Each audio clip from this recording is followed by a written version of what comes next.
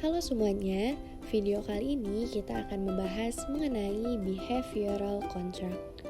Sebelumnya, apa sih itu behavioral contract?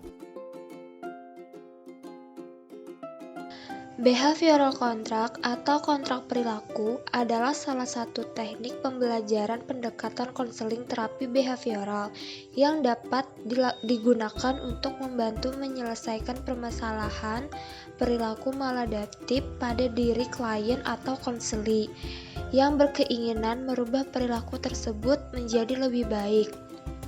Kontrak behavioral atau behavioral contract adalah perjanjian dua orang ataupun lebih untuk berperilaku dengan cara tertentu dan untuk menerima hadiah bagi perilaku itu. Kontrak ini menegaskan harapan dan tanggung jawab yang harus dipenuhi dan konsekuensinya. Kontrak harus dipenuhi dan kontrak dapat menjadi alat pengatur pertukaran reinforcement positif antara individu yang terlibat, struktural merinci siapa yang harus melakukan, apa yang dilakukan, kepada siapa, dan dalam kondisi bagaimana hal itu dilakukan, serta dalam kondisi bagaimana dibatalkan. Behavioral contract merupakan perjanjian tertulis yang melibatkan guru dan peserta didik yang bertujuan untuk meningkatkan perilaku sosial dan akademik yang sesuai dengan aturan sekolah. Intervensi kontrak antara guru dan peserta didik telah meningkatkan kepatuhan peserta didik saat belajar.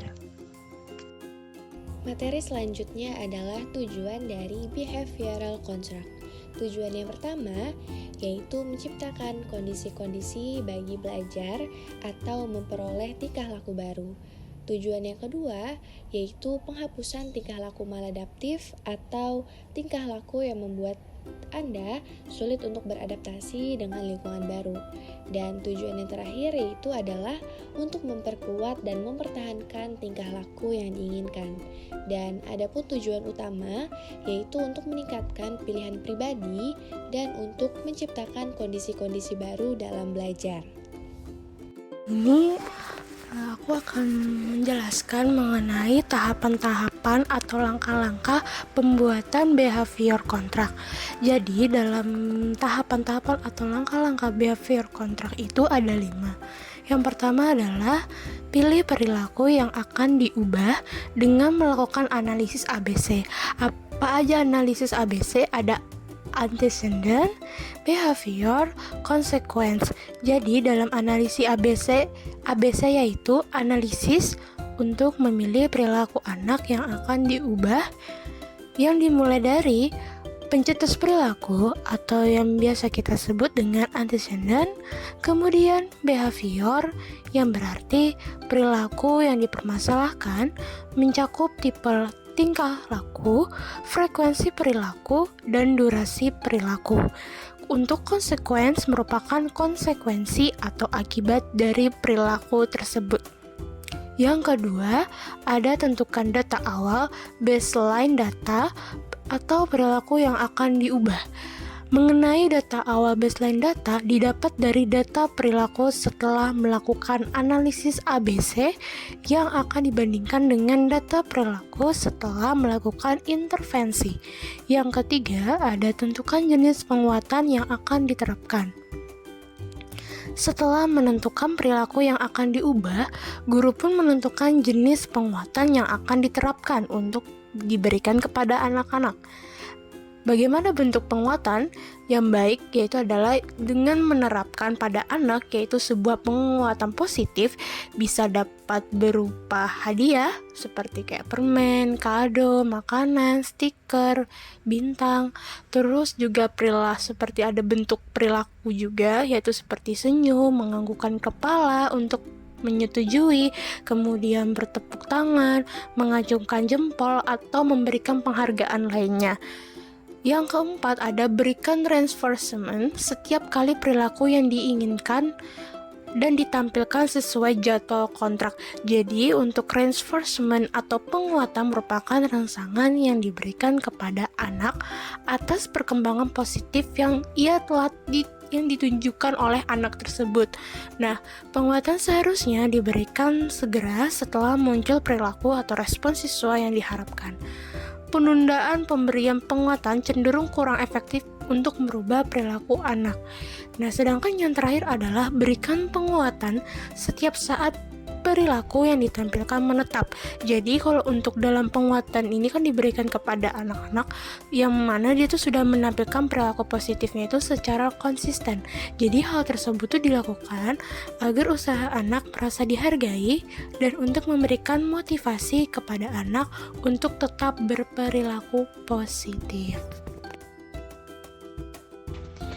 Oke, baik. Selanjutnya ada pun manfaat behavior kontrak atau biasa juga disebut teknik kontrak perilaku ini diantaranya yaitu yang pertama ada membantu individu untuk meningkatkan perilaku yang adaptif dan menekankan perilaku yang maladaptif. Yang kedua ada membantu individu meningkatkan kedisiplinan dalam berperilaku. Dan yang ketiga ada memberi pengetahuan kepada individu tentang pengubahan perilaku dirinya sendiri. Baik, selanjutnya ada prinsip dasar kontrak perilaku. Nah, yang pertama yaitu ada kontrak harus disertai dengan penguatan. Yang kedua, reinforcement diberikan dengan segera. Yang ketiga, kontrak harus dinegosiasikan secara terbuka dan juga bebas, serta disepakati antara konseli dan konselor. Yang keempat, kontrak harus fair, jelas, dan terbuka. Nah, yang kelima, yang jelas dimaksud ini adalah jelas target tingkah lakunya, jelas frekuensinya, dan juga lama kontraknya. Yang terakhir, kontrak dilaksanakan secara terintegrasi dengan program sekolah. Teknik behavior contract atau kontrak perilaku sangat baik diterapkan untuk mengatasi perilaku menyimpang siswa. Teknik ini memiliki beberapa kelebihan. Dengan begitu, maka akan semakin efektif penerapannya dalam mengatasi perilaku yang menyimpang pada siswa. Adapun beberapa kelebihannya yaitu yang pertama, penerapannya dikombinasi dengan beberapa pelatihan lainnya. Yang kedua, pelatihan ini dapat mengubah perilaku individu secara langsung melalui perasaan dan sikapnya. Yang ketiga, di samping dapat dilaksanakan secara perorangan, juga dapat dilaksanakan dalam kelompok. Dan yang terakhir, pelaksanaannya cukup sederhana. Baik, selanjutnya ada kelemahan teknik behavioral contracts, di mana kelemahan teknik ini jika konselor tidak dapat memberikan penguatan dan penjelasan terkait isi kontrak dan konsekuensi pelanggaran kontrak, maka teknik ini tidak dapat berfungsi dengan baik. Juga pendapat Smith pada tahun 1995 menjelaskan bahwa kontrak perilaku memberikan kemajuan atau perbaikan terhadap perilaku sosial positif. Selain itu, behavioral contracts juga merupakan alat intervensi sederhana yang lebih efisien dan fleksibel.